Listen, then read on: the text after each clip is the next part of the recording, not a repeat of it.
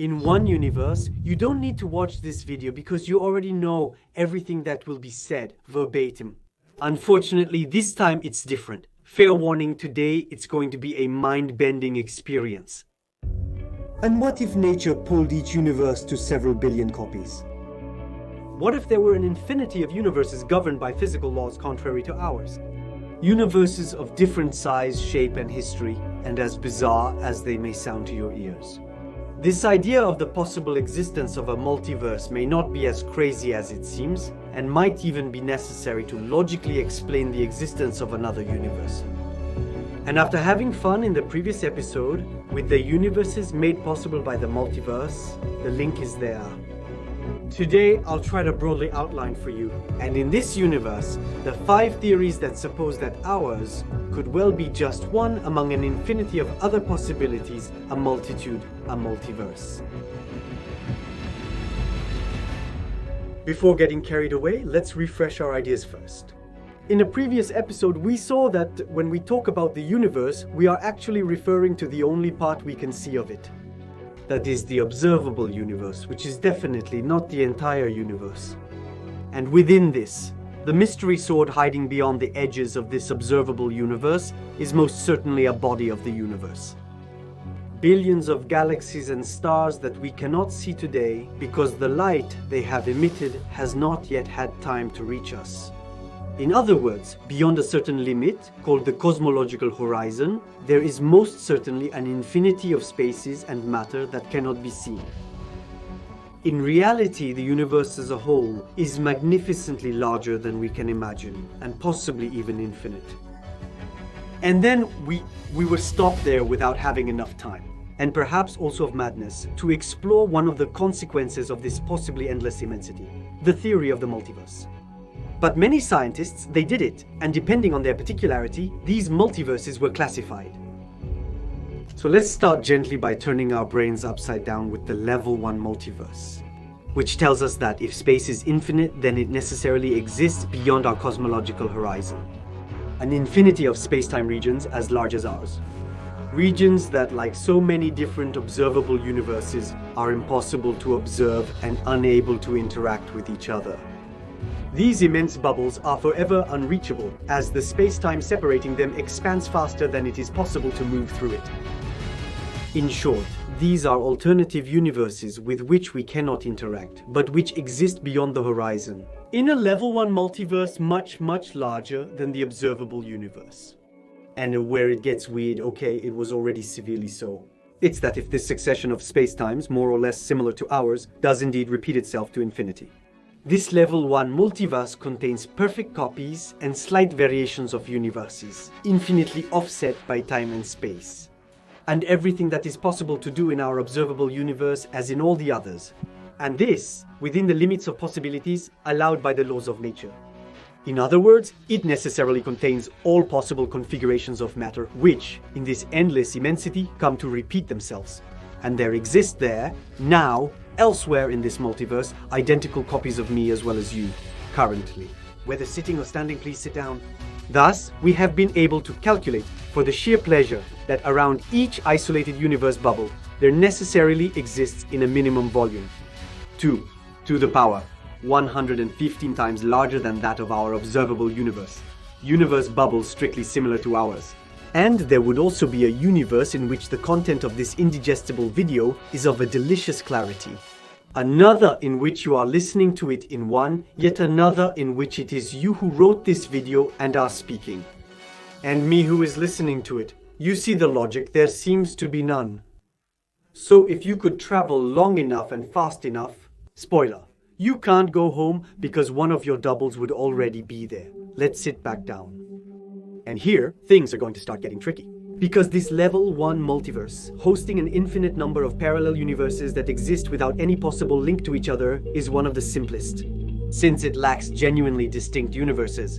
In the sense that we believe that the fundamental constants of nature, the physical laws that govern their behavior, are the same for all.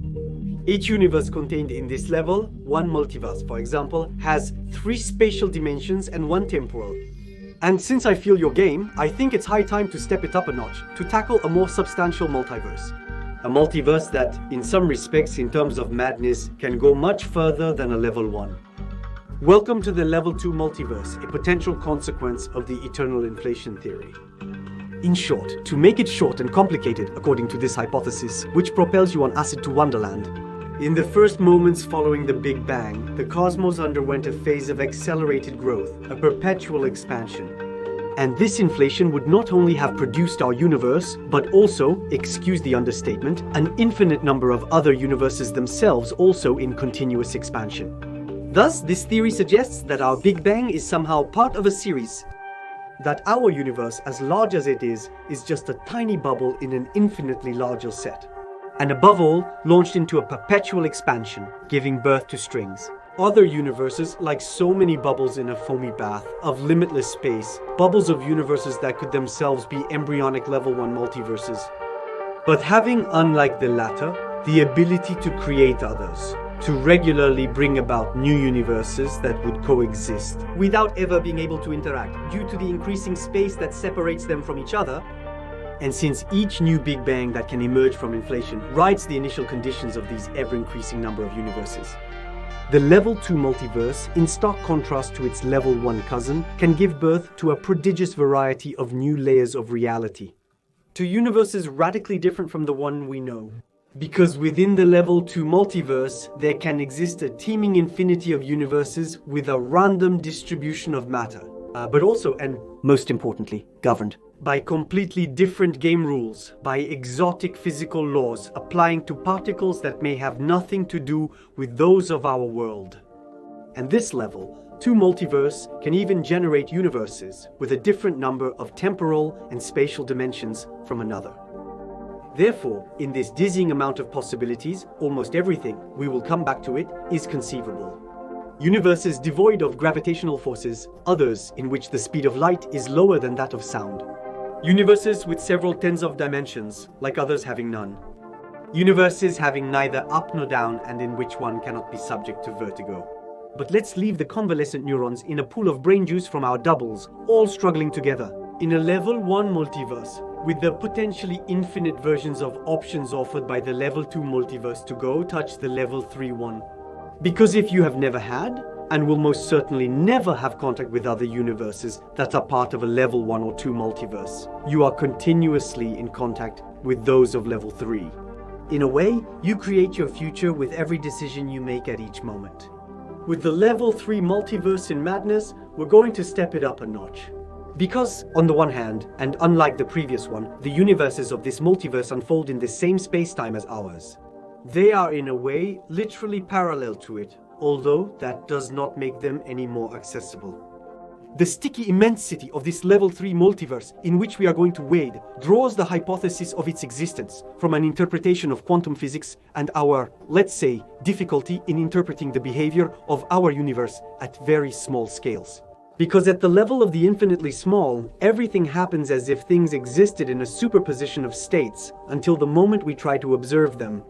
In other words, at this level of reality, there is no way to predict with certainty the result of a measurement before making it. Thus, when we are interested in the position of a particle, for example, we can only describe it precisely in the form of what we call a wave function. It summarizes the possibilities, a 20% chance of being here, a 40% chance of being there, and so on. And everything happens as if the particles studied could be in several places and states simultaneously. When an instrument is used to locate the particles, they are found to be in a single position.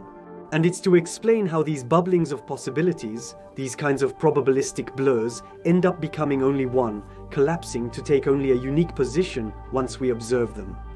What gave birth to the destabilizing hypothesis of the Level 3 multiverse?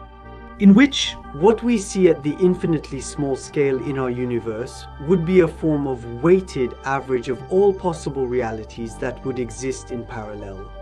In other words, each particle would indeed have all the allowed positions, but in different universes from ours. And we would only experience one reality on a daily basis, among all those that at every moment gradually divide into a superposition of a near infinity of branches of parallel universes. Yeah. Thus, according to this view, all diverging realities, every story that could be lived, every possible that could have been, are as if next to each other. These stories are not from our world, but have indeed taken place in parallel. They are lived by others, each in their own universe. There may be billions of universes in which there is someone who, in every way, resembles you, and who has had, up to now and since birth, exactly the same life trajectory as yours. Same friends, loves, disappointments, thoughts, faults, qualities, an identical existence in every way. And yet this double also watching this video is not you. Because this other universe in which he is, although it has been strictly identical to ours until this precise moment, has slightly deviated in favor of any trivial accident.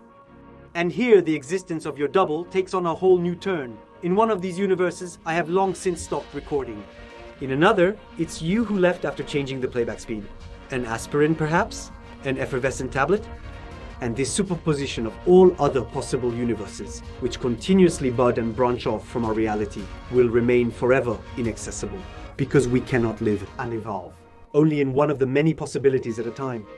But we must remember, without forgetting, that in the hypothesis of a Type 3 multiverse, when we talk about parallel universes, we are touching on the limits of words, because the use of the term parallel is somewhat improper, insofar as all branched universes have at least one common point in their past. Similarly, when we say that every possible reality exists in as many distinct universes as necessary, strictly speaking, there is no creation of universes, but rather like a superposition of diverging and coexisting universes, all simultaneously in the same space of infinite dimensions.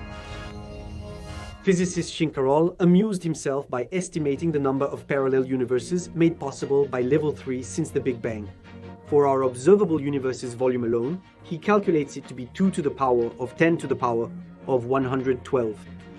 If it can reassure you, there certainly exists among this incommensurably large quantity of practically identical copies a universe in which you, like me, are living a phase of ecstasy and clear understanding in the face of this glooby-booyah jewel. And where it becomes doubly fascinating is that the principle of the Type 3 multiverse can very well apply to the Level 1 and 2 multiverses.